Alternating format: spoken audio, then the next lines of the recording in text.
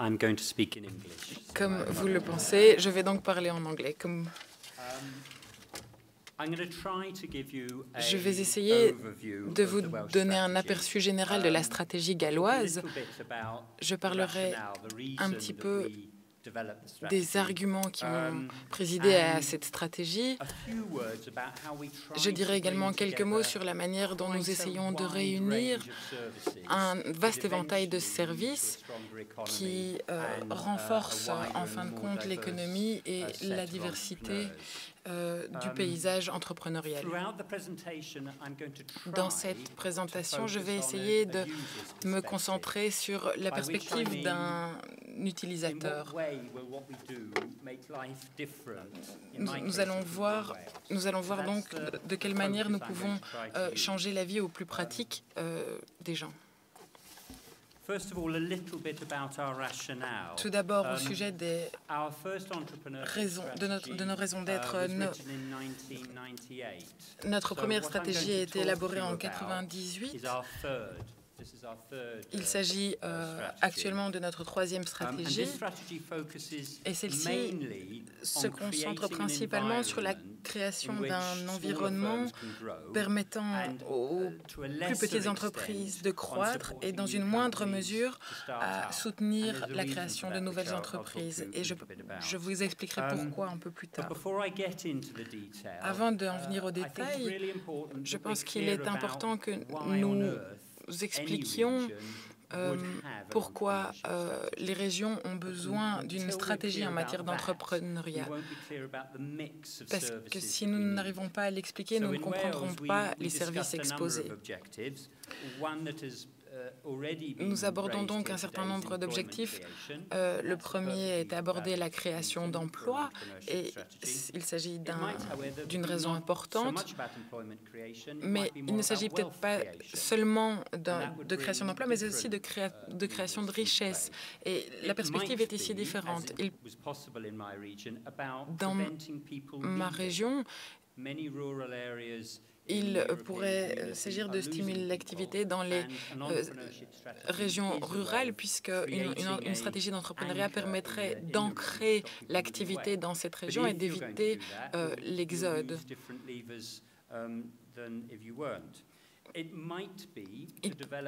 Il peut s'agir également de la nécessité de créer des grappes d'entreprises, des secteurs d'entreprises que l'on souhaiterait promouvoir en particulier, et également nous utiliserons ici aussi différents leviers.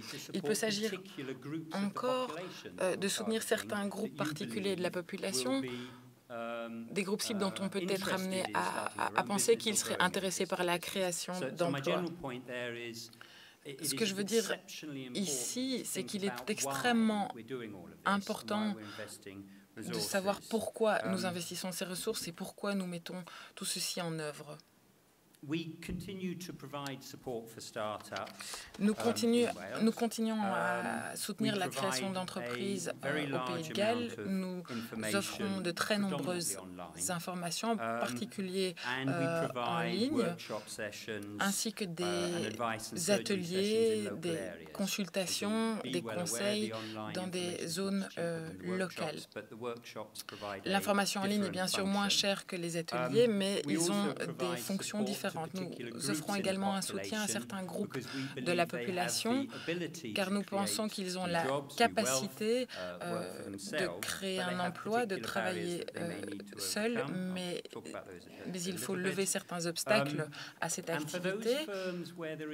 Et pour les entreprises qui présentent un potentiel de croissance, nous offrons des services de parrainage et d'accompagnement au cours de leur première année d'activité. Notre nation compte également de nombreuses personnes qui ont de bonnes idées, mais qui ont des difficultés à les traduire en action. Nous devons donc former des réseaux pour les inventeurs afin qu'ils puissent être mis en relation avec des gens susceptibles de les concrétiser. Voilà donc un éventail, une présentation de certains des services que nous avons, que nous mettons à la disposition des des entrepreneurs. Dans la stratégie telle qu'elle se présente dans cette génération, nous soulignons en particulier l'information en ligne par rapport aux stratégies précédentes. Les supports en ligne sont mis à jour régulièrement, ils sont très importants, ils sont gratuits et accessibles. Nous offrons également des ateliers qui permettent aux personnes de traduire leurs idées en conseils pratiques. Nous proposons également des instruments de financement et des investissements pour l'infrastructure et le contact sur place.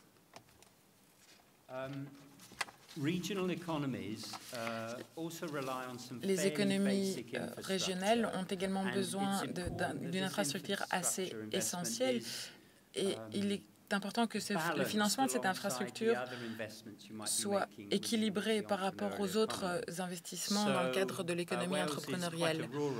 Le Pays de Galles est une nation assez rurale avec une faible densité de population et nous nous sommes engagés à mettre en place le haut débit de prochaine génération au cours des prochaines années. Actuellement, il faut savoir que certaines régions ont 3 ou 4 mégaoctets de débit, c'est très bas, donc il s'agit d'un exemple d'investissement que nous portons. Les compétences ont probablement été au centre des présentations de ce matin.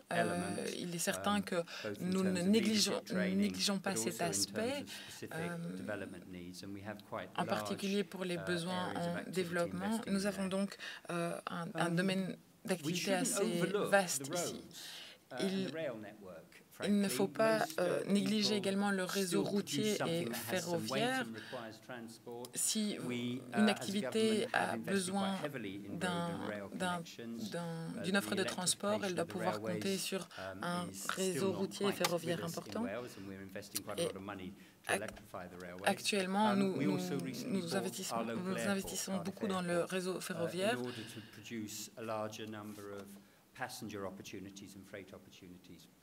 et nous développons les possibilités de frais et de transport des passagers.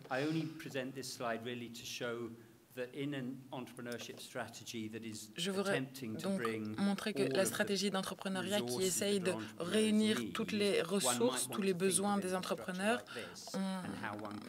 il est donc important de mentionner l'infrastructure et de programmer ces investissements en parallèle de ceux dont nous avons entendu parler ce matin. Aucune entreprise ne peut survivre sans se développer sur de nouveaux marchés et il s'agit bien sûr de la responsabilité de l'équipe de direction, mais le gouvernement peut créer un environnement susceptible d'y contribuer. Toutes les offres de marché public sont mises en ligne pour le secteur public gallois. Toutes les entreprises qui cherchent à voir les possibilités de contrats sur plusieurs années peuvent y avoir accès rapidement, ce qui permet d'ouvrir le marché d'une manière qui était impossible précédemment.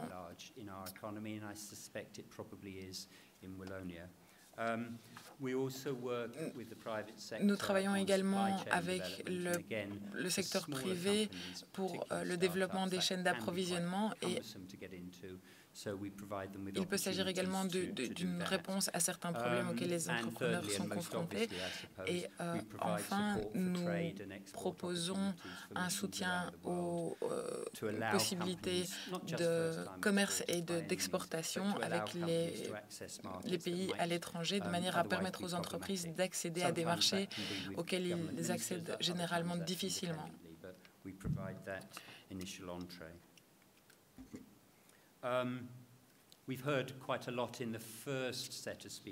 Les premiers orateurs ont parlé d'innovation, de durée de vie de la production. Nous essayons d'offrir un soutien adéquat à tous tous les jalons de la vie de l'entreprise. Il peut s'agir de renseignements sur le savoir-faire et l'assistance technique, des informations relatives à la propriété intellectuelle pour l'enregistrement des brevets ou non.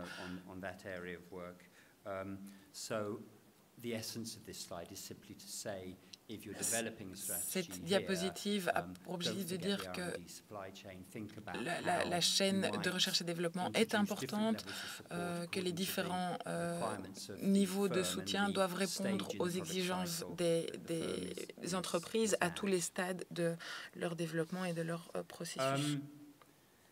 Nous proposons une assistance à deux processus d'entreprise.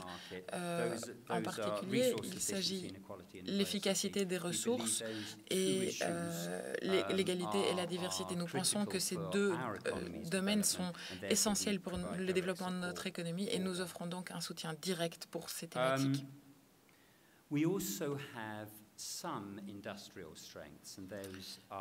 Nous avons également des forces industrielles qui sont répertoriées sur cette diapositive et en raison de ces forces, nous disposons d'équipes de spécialistes spécialisés chacun dans un des secteurs cités qui permettent de fournir des informations particulières sur chacun de ces secteurs.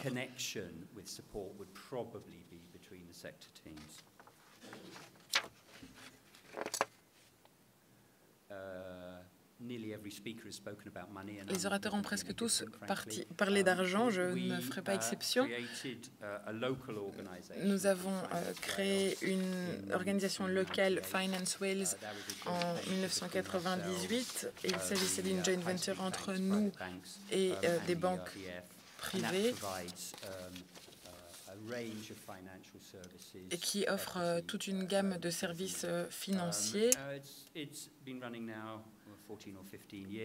Elle fonctionne depuis maintenant 14 ou 15 ans avec beaucoup de succès. Je pense que la plupart des régions ont adopté un système similaire. Nous avons également mis en place un processus spécial pour la gestion de l'empreinte carbone. Je vais vous parler également brièvement de la stratégie entrepreneuriat pour les jeunes au Pays de Galles.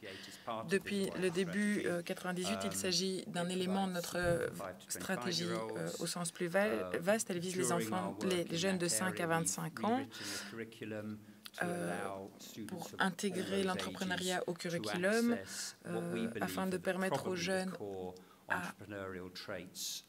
leur permettre d'accéder aux métiers de l'entrepreneuriat qu'ils peuvent identifier.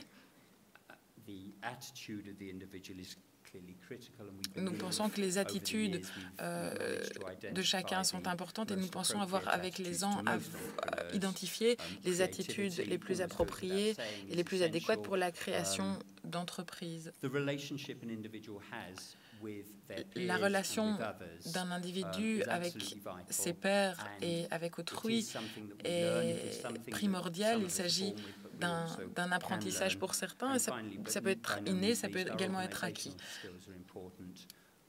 D'autres compétences sont également importantes. Au cours des 10 dernières années, nous avons réussi à développer une mesure pour quatre domaines d'activité que les inspecteurs peuvent également inspecter, contrôler. Cela forme donc un cercle vertueux puisque les jeunes comprennent ce qu'ils doivent apprendre, les enseignants comprennent ce qu'ils doivent leur enseigner et les instructeurs comprennent également.